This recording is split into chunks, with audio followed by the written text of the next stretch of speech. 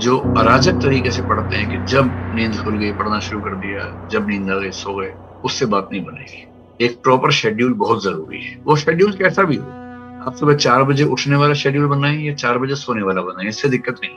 लेकिन जो भी शेड्यूल हो वो एक तय हो, निर्धारित हो, जिस पर आप चलते हो। शेड्यूल ऐसा बनाइए कि पढ़ाई का उसमें कम से कम 6-7 घंटे केवल पढ़ाई करते हैं, कोई नौकरी वगैरह नहीं करते हैं, तो कोशिश करनी चाहिए कि लगभग 10 से 12 घंटे पढ़ाई आपकी हो। अगर आप 12 घंटे रोज पढ़ते हैं तो भी महीने की एवरेज आपकी 9.5-10 घंटे आएगी, क्योंकि महीने में 3-4-5 दिन ऐसे निकलेंगे जब आप नहीं पढ़ पाएंगे। कभी स्ट्रेस हो गया, कभी परिवार का कोई काम आ गया, कभी अपना कोई काम आ गया, जाना पड़ गया, कहीं कुछ ना कुछ होता ही रहेगा।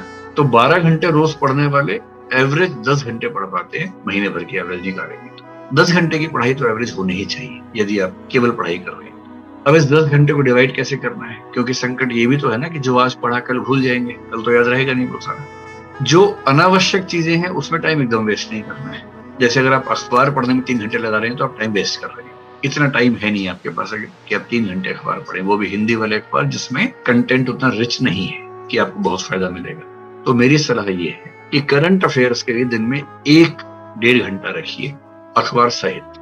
अखबार पढ़ने का शौक है तो पढ़ना चाहिए, लेकिन इस भाव से मत पढ़िए कि इससे आईएएस बन जाएंगे। उसके बाद दिन में आधा घंटा कम से कम रखिए लिखने का।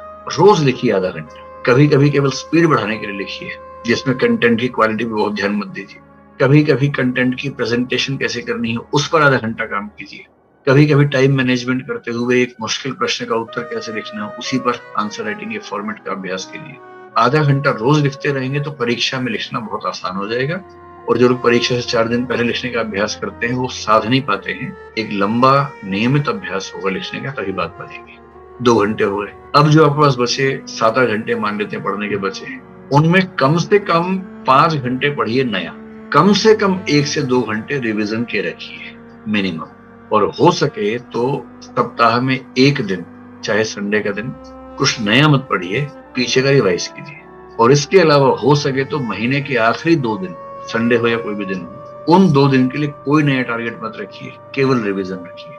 मनोविज्ञान का बहुत सामान्य नियम है कि यदि आपने किसी कंटेंट को 3 बार ठीक से रिवाइज कर लिया तो वो आपकी मेमोरी में स्थायी हो जाएगा।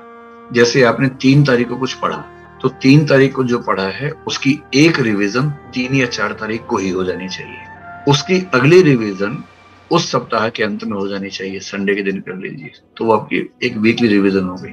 उसकी तीसरी रिवीजन महीने के आखिरी दिन में हो जानी चाहिए। जहां आपने किसी कंटेंट को उस दिन, उस सप्ताह के अंत में और महीने के अंत में 3 बार रिवाइज कर लिया ठीक से, तो फिर वो आपकी स्मृति में लगभग स्थायी हो जाता है।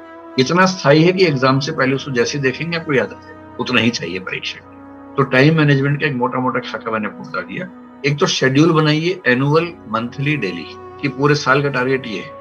साल के टारगेट को महीने में बांट के देखेंगे तो जनवरी में ये, फरवरी में ये, मार्च में। फिर महीने का टारगेट ध्यान में रखते हुए डेली टारगेट बना लीजिए कि आज मुझे इतना पढ़ लेना है।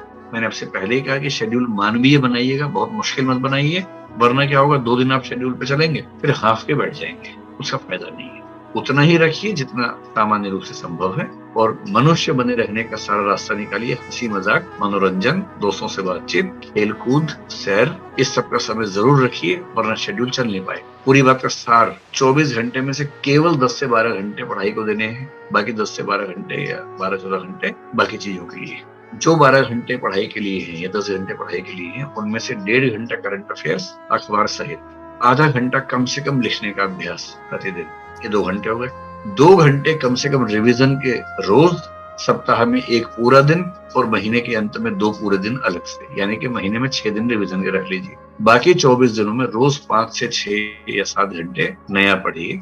ये शेड्यूल मेरे ख्याल से आपको सबसे ज्यादा हेल्प करेगा। जो 5 से 7 घंटे पढ़ना है वो आप एक चीज भी पढ़ सकते हैं, बांट भी सकते हैं। अगर आपकी नेचर ऐसी है कि अगर मैं संविधान पढ़ रहा हूं तो संविधान ही पढ़ूंगा जब तक खत्म नहीं हो जाएगा, वो भी ठीक। अगर आपकी नेचर ऐसी है कि नहीं, 3 घंटे संविधान पढ़ेंगे, 3 घंटे इतिहास पढ़ेंगे, तो वो भी ठीक है। ये डिपेंड करता है कि आपकी नेचर कैसी है। अपनी नेचर के हिसाब से शेड्यूलिंग कीजिए, किसी और की नेचर के हिसाब से शेड्यूल चल नहीं पाएगा आपका।